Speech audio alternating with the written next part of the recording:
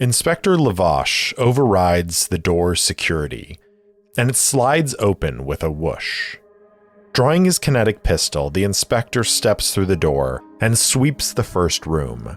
It's small and relatively unadorned, other than a bathroom, a small kitchenette, and a handful of cabinets. He peeks into the bathroom, but it's empty. Turning toward the door leading into the main section of the shop, Lavache steadies his pistol and crosses the distance toward the opening. Pausing on this side, he puts his back against the wall and sneaks a quick glance into the room. A frown crosses his lips as he doesn't see anyone inside the shop. Taking a breath, he sweeps into the room, pistol raised, ready to fire at the slightest twitch. He makes it 4 steps into the room when he hears a woman say, "Drop the pistol if you want to live."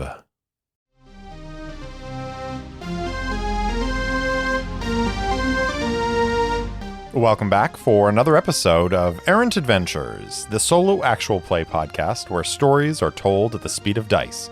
With me, Steve Morrison, your game master and solo player. Now come on, let's grab the dice and see where our story goes. Welcome back to Chapter 13 of Book 1, Meridian. Last time, the Howlin' Wolf has returned to Cassida on time and with cargo and passengers. While the cargo is unloaded onto a drone transport, Einar and Ayati see to the departing passengers. Ayati and Ash Tuavir exchange quick idents to stay in contact, while Zerdan invites Einar to join him at the Belching Volcano downtown for another round of their game. Once all the other passengers have left, Ayati approaches Einar about taking Luden aboard as an engineering apprentice.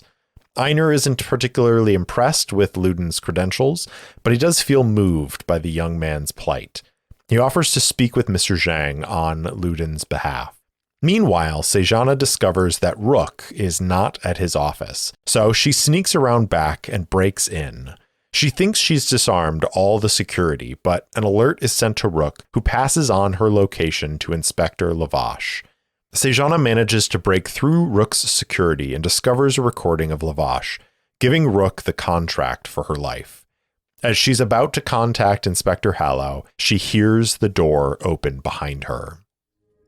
So as we return back to this scene, Sejana hears the door opening, and then she makes a move to hurry over to a corner that is obscured from the sight line from the door. We are going to roll a stealth test. And I think we are going to set this at a target number of 10. So Sejana has a stealth of 2, and I would normally think about giving her a boon die because she has had kind of time to prepare and is aware that someone might come in, and so she has planned out where this is. But also, Inspector Lavache has entered this area knowing that she's here, so I think it's just a straight roll. So 2d6 plus 2. Ooh, just barely an 8 on the dice, plus 2 is a 10, so she succeeds. Sejana ducks into this corner, but I think because she doesn't have any effect on that roll, because it matched exactly the target number, I'm going to say that she doesn't have time to open a comm channel to Inspector Hallow. That doing so could expose her in some way to Inspector Lavache coming into the room. So she is tucked into the corner. She reaches for her stunner and pulls that out because at this point she doesn't know if this person that's coming in is Rook or if it's someone else. If it is Rook, she doesn't want to kill Rook until she can question him. And that's maybe an important point. She would have no problem killing Rook, but she needs to question him first. She's hiding in this darkness as she can hear in the other room these soft footsteps. But she's also aware of the fact that there's not a whole lot of hiding space in here, but she needs to remain unseen. And if this person knows anything about what they're doing, when they enter this room, they are going to see her even though she's tucked up against the wall. So she is going to tap into her void powers. She's going to tune a dial on her gauntlet. She's going to gesture with her hands to kind of create a circle in front of her in the air. And then she is going to attempt to essentially create a sort of shroud around her that will help to hide her. This is not in the rulebook, so I'm kind of homebrewing a psionic power here, but I feel like it fits with the theme of the character, that she has an ability to cloak herself using this void magic. So I'm going to place it under the awareness talent, which is at a +2 for her right now. I'm going to say it costs 2 psi points to activate, and the target number is an 8. So here we go. 7 + 2 is a 9. So that is a success. There's this shimmer in the air as the camera kind of turns around from her perspective and looks back to where she is. And now it just looks like there's this wall over there. So Sejana raises her stunner, points it at the doorway, and seconds later, a figure steps through the doorway, sweeping the room with their pistol. It's probably midday, so I would say there's probably some light coming in here, and maybe I should have Sejana roll a recon check. And I think it's going to be just a straight target number of 8 on this. +3.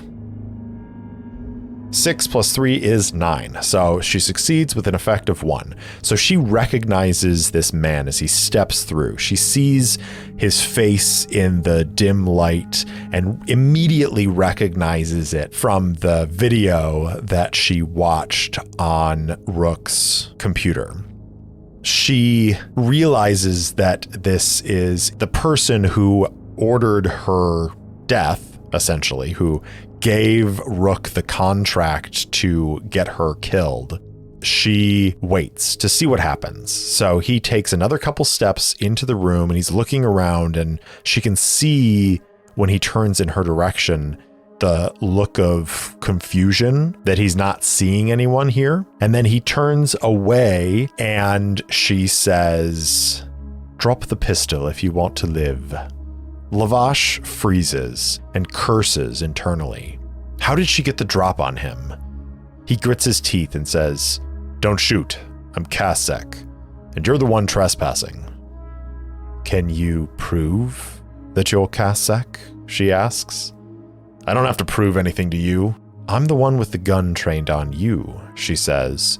"So I think, in fact, you do have to prove it to me." "All right, I'll show you my ident."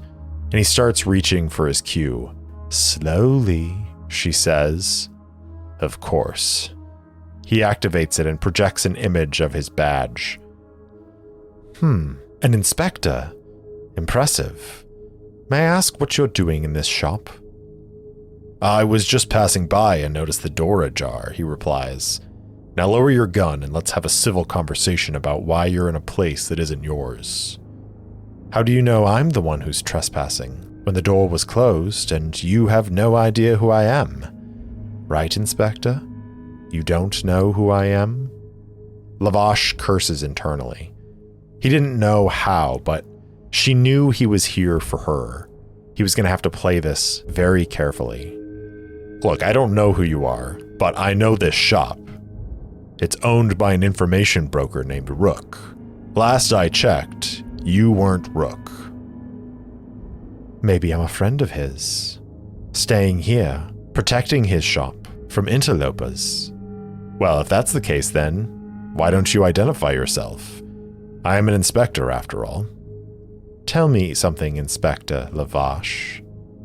Why do you want me dead?" Lavash grits his teeth and says, I don't know what you mean. I don't want you dead. I don't even know who you are, like you said. Oh, you know exactly who I am. I thought I had overcome the security well enough, but it must have sent an alert to Rook, and he must have then alerted you. What I'm curious about is, if you want me dead so badly that you would send multiple assassins after me, knowing what happened to them, why have you come here yourself? Lavash is silent. That tells me that maybe you have a superior, someone you're answering to. Someone who wants me dead, and you're working for them. And you messed it up by passing it off to other people. And considering I'm still breathing, you're here to finish the job once and for all, make sure there are no more fuck-ups. Is that right, Inspector? Lavash is silent for a moment, and then he says, So, where do we go from here? Are you just going to shoot me, Blue Shale? Ah, good. I'm glad that we can be honest with each other. I'm thinking about it, but I really must know who your employer is. I highly doubt it's Cassidon Security, because Inspector Hallow seems to be a good sort, and I think she would have warned me if there was something rotten to the core of her organization. Now, don't misunderstand me. I accept that you most likely are an inspector, but we both know that there are many members of CASSEC who carry alternative jobs in their off-duty hours. So, tell me something, Inspector Lavash. Who are you working for? Lushale, you and I both know how this works. I can't tell you who I'm working for. They'll kill me. You'll kill me. Kind of in a bind here. I don't have to kill you, Lavash. I could leave you alive. I could turn you over to Hallow, and we could see what happens. You don't have to come out of this in a body bag. So I have a question for the Oracle. Having heard this, does Lavash think that Sejana is holding a gun on him or is holding a stunner on him? I mean, he's not dumb. He knows how this game is played. He could be working through the internal logic of, if she was trying to capture someone, how would she do it? She would probably use a stunner. So I'm going to say it is 50-50 on whether or not he believes that she has a stunner. So 50 or less will be a yes. He does believe she has one. 98. Okay, so he does not believe that. He thinks that she's got her laser pistol trained on him and is ready to fire. In which case, I don't know, is he going to be stupid and try to dive for cover and avoid getting shot by her? I don't see any way out of this for him where he surrenders to her, because I think in his mind, she has every intention of killing him one way or the other. So I think his only way out of this is to try to avoid getting shot and either kill her or escape.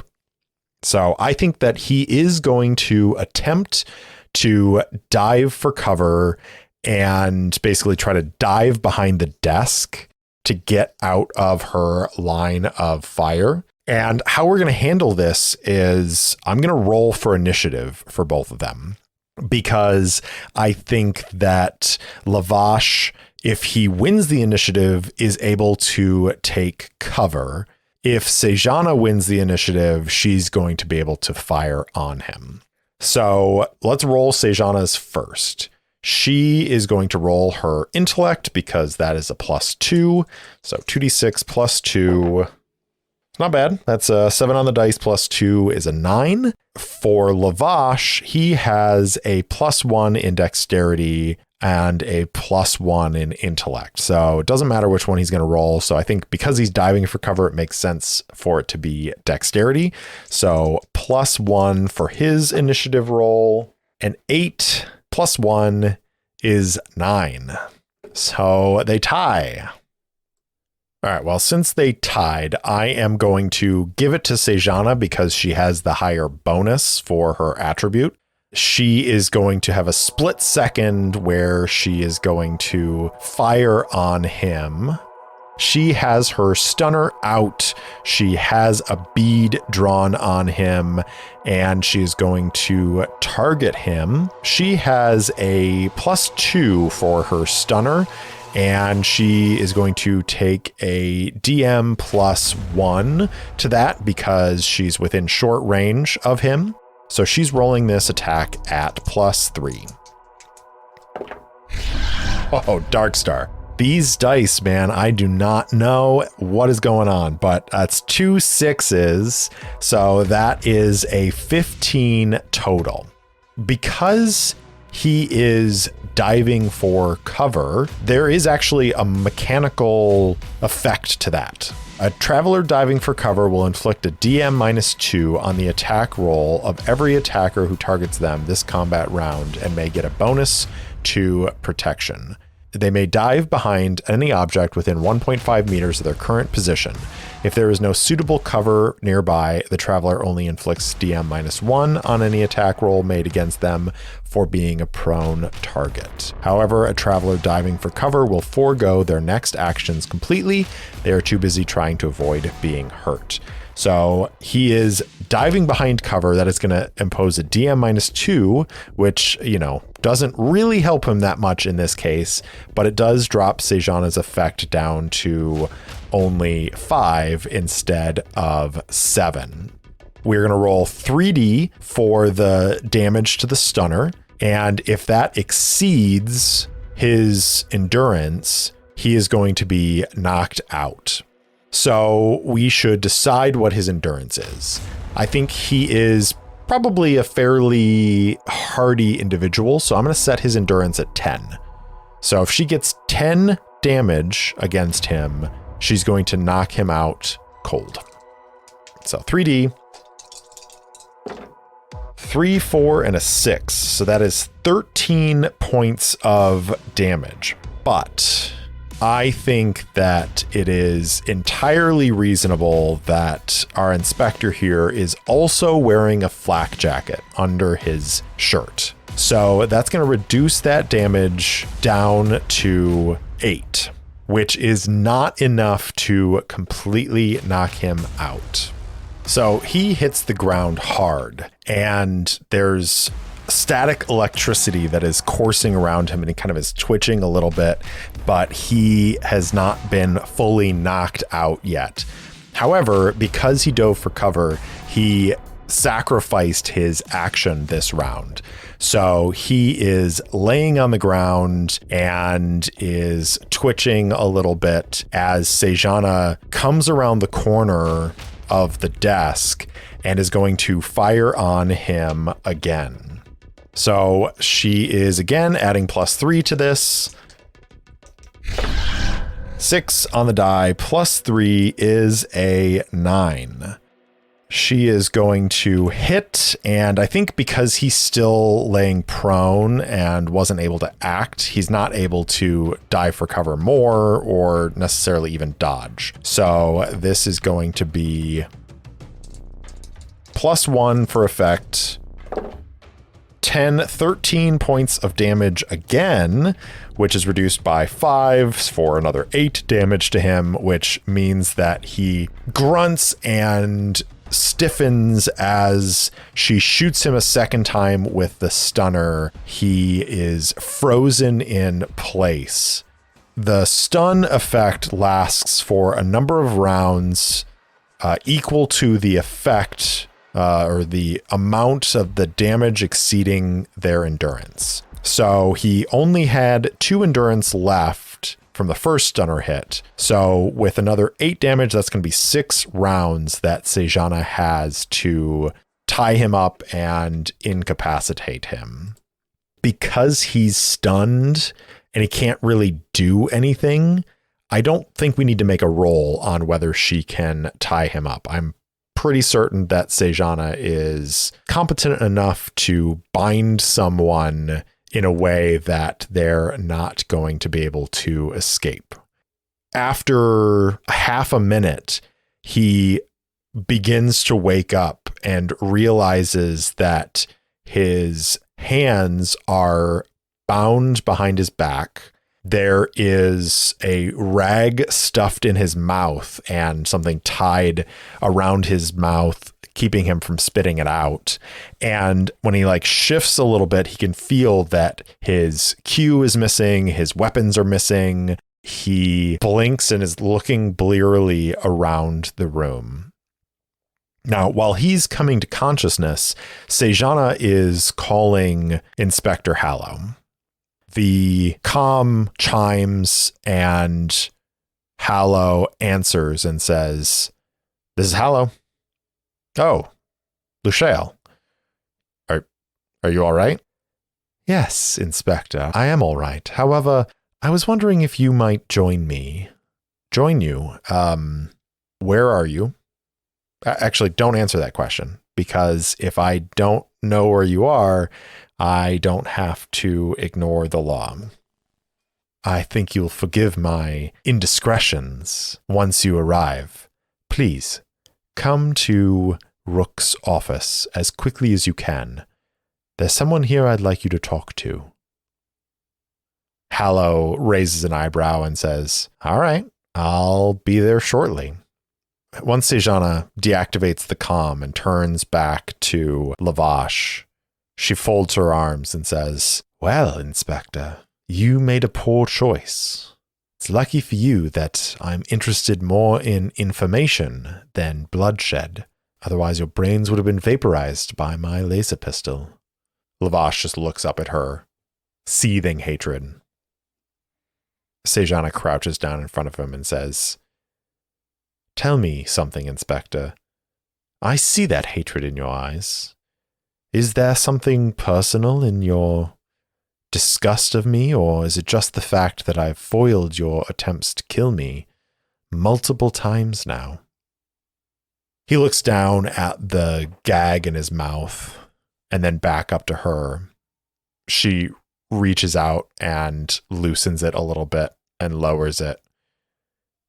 And he says, "I'm not telling you anything." Sejana chuckles. "Well, then why did you want me to remove the gag?"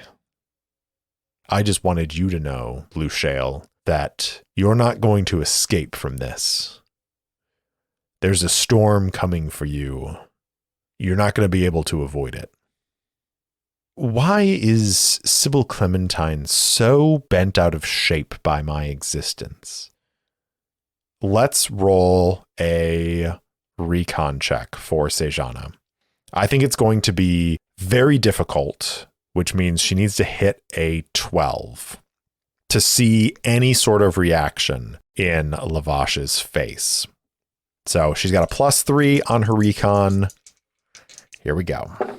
No, 6 + 3 is 9. So she misses it. So he's stone-faced, doesn't flinch at the name Sybil Clementine.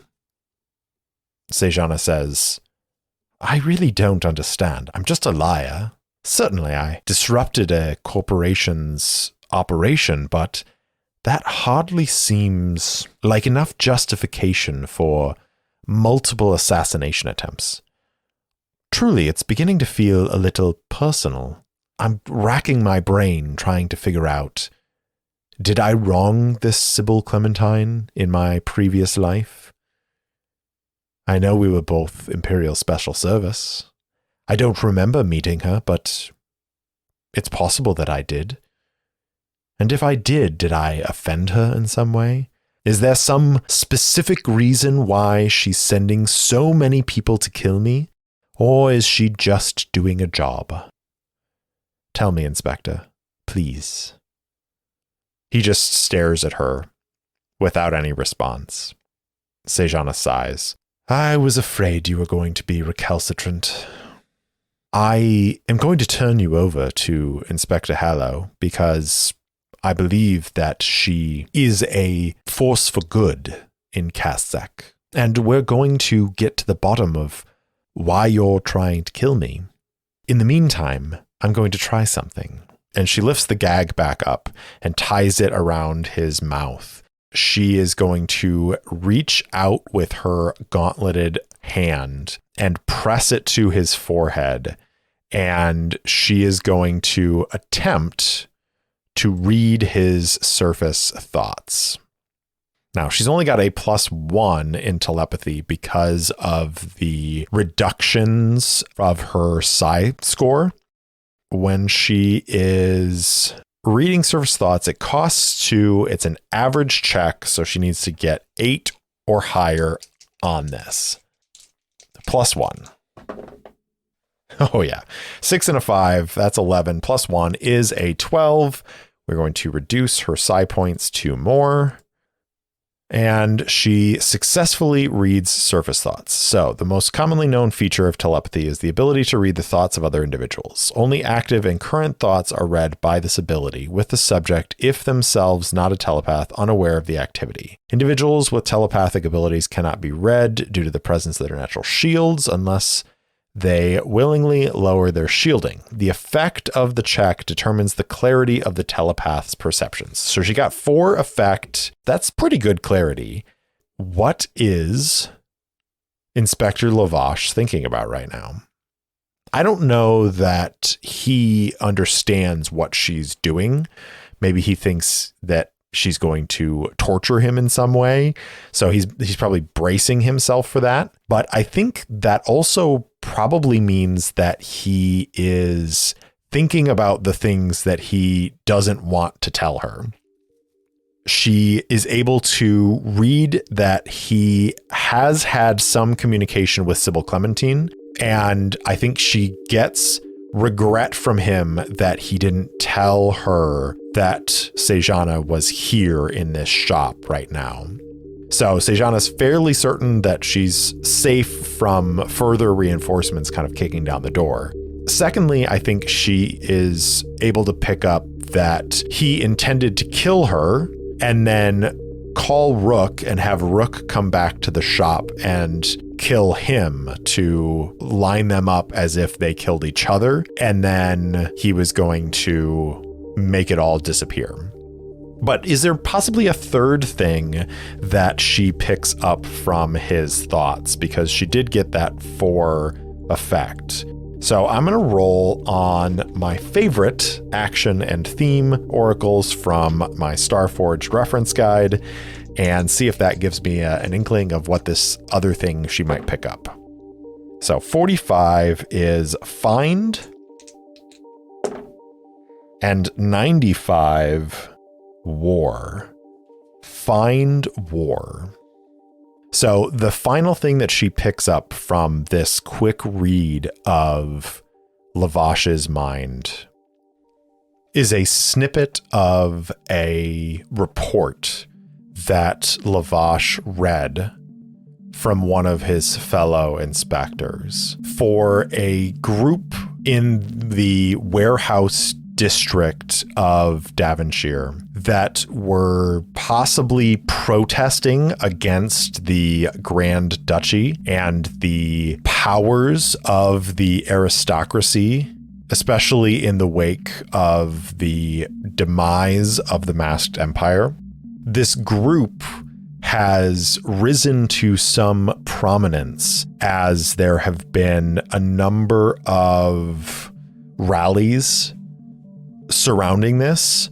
But more importantly, this specific report that Lavash is thinking about is a report about an upcoming rally that is being organized by this group, who are in the process of potentially courting a retired naval captain named Gozin Kazuko, who lives on Branghold, which is on Felicia, and that they have convinced her to come to Devonshire and speak at a rally against the aristocracy.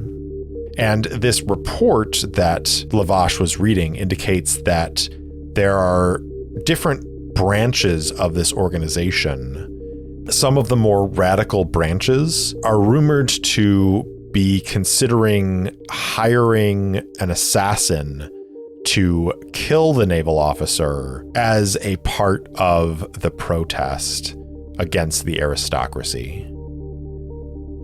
And so I think Lavash is thinking about this from, like, it pops into his head when he's thinking about assassinations. And Sejana looks down at him and says, I would be interested to learn more about this Kassadin Liberation Force.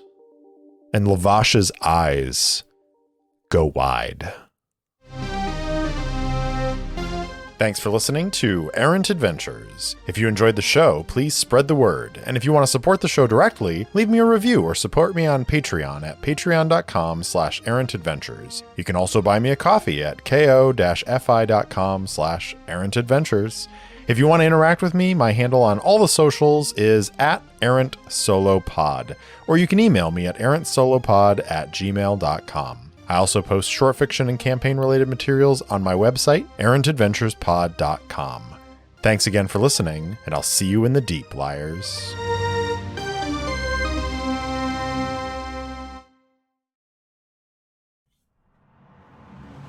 Do you like your tabletop RPGs to be grim, gritty, and grounded?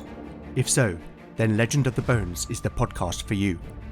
A hybrid of dark fantasy audio drama and old-school solo D&D. In Legend of the Bones, the dice rule. There'll be no rerolls, no fudging the dice, no metacurrency. The roll of the bones will determine the character's destiny, and no one will be spared their fate. None shall escape the destiny of Bone.